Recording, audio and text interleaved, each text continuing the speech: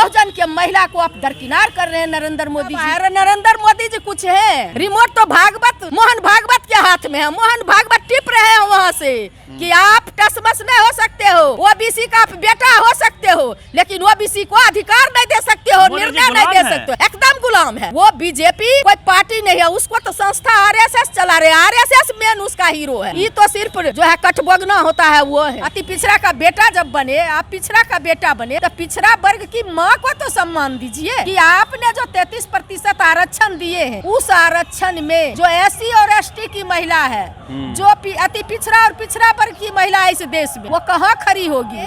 ये भी एक धोखा देने का काम कर रहे हैं आप। जो है बिरला, टाटा, डालमिया, बजाज, मोदी, गोयनका, अडानी, अंबानी के घर की बहू बेटियों को पार्लियामेंट में बैठाने जा रहे हैं। आप जो है फिल्म इंडस्ट्री की हीरोइन को जो है पार्लियामेंट में बैठाने जा रहे हैं। आप स्मृति ईरानी जैसे महिला को, जो सास भी कभी बहू थी, वैसे घराने की महिला उस पार्लियामेंट में पहुंचेगी जिस पार्लियामेंट में पहुंच करके देश के माँ के पेट में पलने वाली बच्चों की तकदीर लिखी जाती है। नरेंद्र मोदी जी, आप अगर चाहते हैं गाँव गाँव में, खेत खलियान में काम करने वाली, नली गली में रहने वाली महिला भी अगर उस पार्लियामेंट में जाए तो आपको पुनर्विचार करना होगा।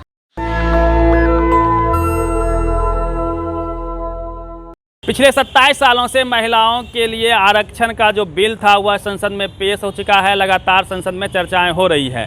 इसमें आपत्ति ये है बहुजन समाज का कि उसमें ओबीसी महिलाओं के लिए अलग से कोई सीट का प्रावधान नहीं है और एससी एसटी महिलाओं के लिए सीटें उसी में से आरक्षित मिलेगी जिसमें से पहले से आरक्षण है एसटी समाज को। मीन्स उनको अलग से सीटें नहीं मिलेगी। इसको लेके आरजेडी लगातार विरोध कर रही है। मैम प्रवक्ता हैं आरजेडी के, उर्मिला ठाकुर जी हैं। मैम क्या कहेंगे जिस प्रकार से आरक्षण बिल आया है? पहले आप उस पर प्रतिक्रिया दीजिए। देखिए, आरक्षण जो महिला आरक्षण बिल आया है तो ये तो अच्छी बात है। आधी आबादी को आरक्षण मिलना चाहिए, ये इसमें जो है कहीं कोई बात नहीं है विरोध करने का। लेकिन विरोध इस बात का है कि आप जो आरक्षण दिए हैं नरेंद्र मोदी जी, जो कहते थे घूम घूम के कि मैं अति पिछड़ा का बेटा हूँ, आप हमको वोट कीजिए। अति पिछड़ा ओबीसी का जो वोट बटोरने का काम किए कि मैं फलाने जाति से हूँ, जहाँ जाते थे वही जाति बताते थे। कभी अति पिछड़ा बन जाते थे, कभी जनरल ओबीसी बन जाते थे। तो इस तरह का जो लोगों को गुमराह करने का काम किए, वोट बटोरने का काम किए। अति पिछड़ा का बेटा जब बने, आप पिछड़ा का बेटा बने, तो पिछड़ा वर्ग की माँ को तो सम्मान दीजिए। अब पिछड़ा वर्ग की जो महिला है उनको तो आरक्षण दीजिए कि आपने जो 33% आरक्षण दिए हैं, उस आरक्षण में जो एससी और एसटी की महिला है, जो अति पिछड़ा और पिछड़ा वर्ग की महिला इस देश में, वो कहाँ खड़ी होगी? आप तो गरीबों का नेता नहीं है, आप तो चंद मुट्ठी भर लोगों का, कारपोरेट घराने के लोगों का नेतृत्व करते हैं। करोड़ों अरबों अरब रुपया को भी ट्रांसफर करते हैं दूसरे देश में, लेकर के नाक के नीचे से भाग जाता है। उसी तरह से आप गरीबों का हक अधिकार संविधान के अंदर आपने जो अमेंडमेंट किया और महिला आरक्षण दिया, उसको भी आप अति पिछड़ा के महिला को, पिछड़ा के महिला को, एससी और एसटी के महिला को आरक्षण को लेके क्यों भाग रहे हैं? आप अगर आरक्षण दिए हैं, नरेंद्र मोदी जी से हमारा नम्र निवेदन होगा कि आप आरक्षण दिए ठीक है, लेकिन आप उस आरक्षण में तय करिए कि एससी एसटी की महिला कितनी जाएगी, उसमें ओबीसी की महिला कितनी जाएगी। आप अगर जब तक आप तय नहीं करते हैं तो आपका यह जो है ये भी धोखा है। एससी एसटी की महिला डर क्या है कि क्या एससी एसटी की महिलाएं, ओबीसी की महिलाएं क्या वो जीत नहीं पाएगी? नहीं, डर इस बात का है कि अगर आपने 33% आरक्षण नरेंद्र मोदी जी दिए और उस 33% में एससी एसटी की महिला हो, चाहे अति पिछड़ा की महिला हो या ओबीसी की महिला हो, आरक्षण तय कर देंगे तो निश्चित रूप से हर पार्टी की बाध्यता हो जाएगी कि आप जो है इतना सीट देना ही है एससी एसटी की महिला को।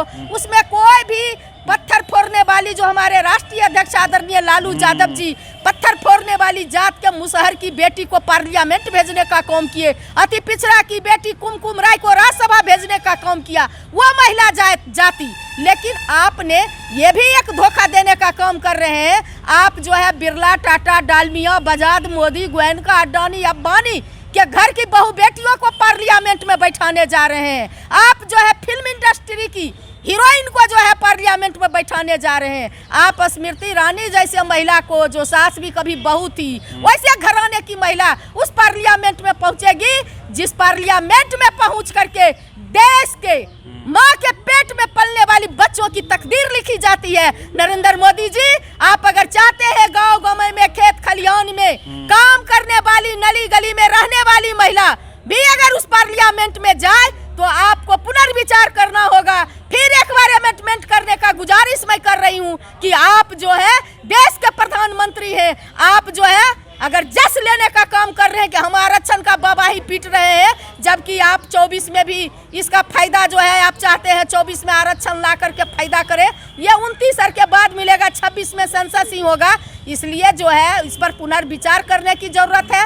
नरेंद्र मोदी जी, आप देश के प्रधानमंत्री हैं, आप चंद मुट्ठी भर लोगों का नेतृत्व, आज जो न ये धरती जो है मृतलोक है, न कोई रहा है न कोई रहेगा, आप भी कल प्रधानमंत्री नहीं रहेंगे। तो इतनी आबादी जो महिला की भी एक जाति है नरेंद्र मोदी जी, उस जात पर ध्यान दीजिए। आपने जातिगत जनगणना को ठंडे बस्ते में डालने का काम किया।